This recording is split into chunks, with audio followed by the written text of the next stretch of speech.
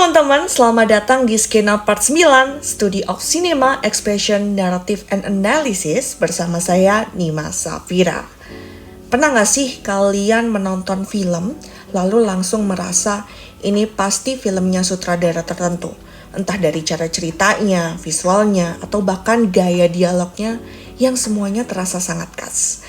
Nah, di bab ini kita akan membahas konsep tersebut melalui authorship analysis, khususnya pendekatan author teori, karena teori ini melihat bahwa seorang sutradara itu bukan hanya sekedar orang yang mengarahkan film, tetapi juga sebagai pengarang utama yang membawa ide, gaya, sudut pandang pribadi ke dalam karyanya.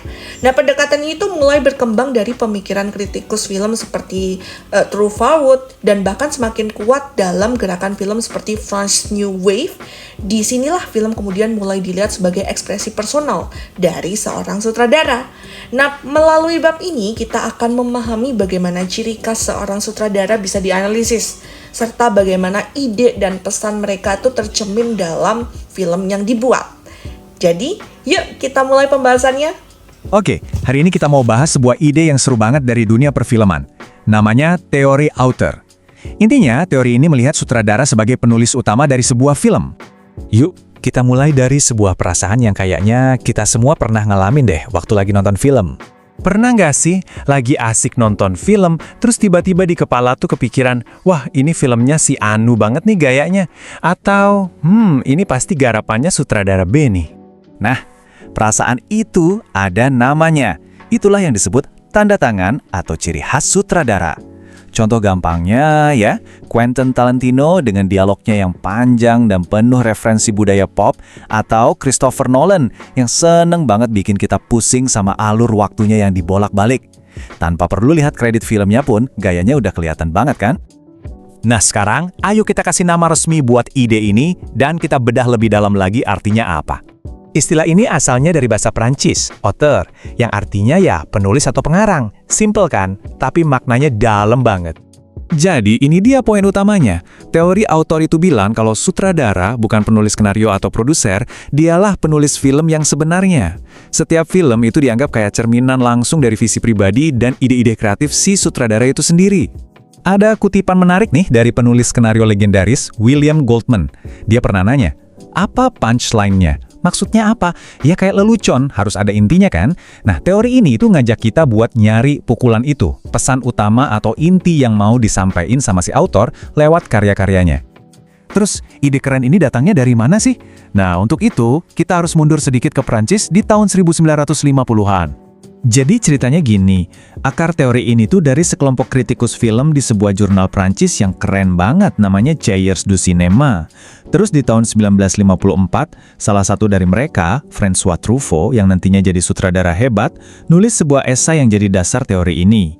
Bareng pemikir lain kayak André Bazin, mereka semua sepakat, film itu ya cermin visi pribadi sutradaranya. Dan dari sini muncul salah satu metafora yang paling kuat dan keren banget dari teori ini, idenya datang dari Alexandre Astruc.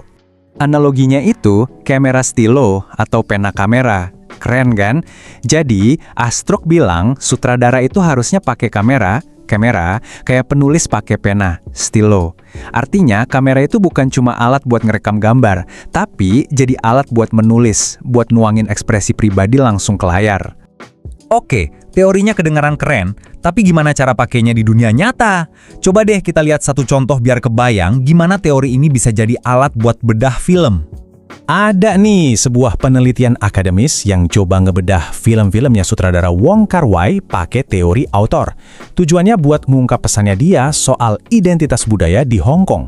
Nah, ini bukti kalau teori ini bukan cuma soal selera, tapi beneran alat analisis yang serius. Nah, cara analisanya itu ada dua tahap. Pertama ada analisis tingkat mikro, di mana mereka ngeliatin detail-detail kecil di setiap film.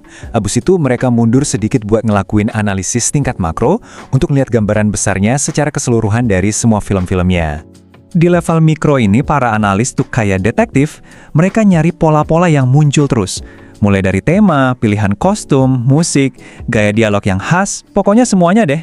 Nah, setelah semua sidik jari ini kekumpul, barulah mereka bisa nyimpulin apa sih visi besar atau pesan yang mau disampaikan Wong Kar-wai tentang identitas Hong Kong. Oke, kita udah bahas panjang lebar nih. Jadi, apa sih intinya yang perlu kita bawa pulang? Jadi, kesimpulannya gampang. Pertama, teori autor tuh nganggep sutradara sebagai penulis utama film. Kedua, ini tuh metode buat kita nganalisis film dengan ngeliat ciri khas sutradaranya. Dan tujuannya, yaitu tadi, buat nemuin pesan inti atau punchline yang pengen banget disampaikan sutradara ke kita sebagai penonton. Nah, sebagai penutup, saya mau lempar pertanyaan nih buat Anda. Coba deh pikirin, siapa sutradara atau autor favorit Anda? Dan yang lebih penting lagi, apa sih tanda tangan yang bikin film-filmnya itu spesial banget buat Anda? Nah, itu dia pembahasan kita pada video kali ini. Semoga materi yang sudah dijelaskan bisa membantu kalian memahami film tidak hanya sebagai hiburan, tetapi juga sebagai sesuatu yang penuh makna dan tentunya bisa dianalisis lebih dalam. Jangan lupa ya, setiap film itu selalu punya cerita, tanda, dan pesan yang menarik untuk dibaca. Terima kasih sudah menonton dan sampai jumpa di pembahasan selanjutnya. Tetap semangat belajar dan jangan cuma nonton film, tapi juga dipahamin.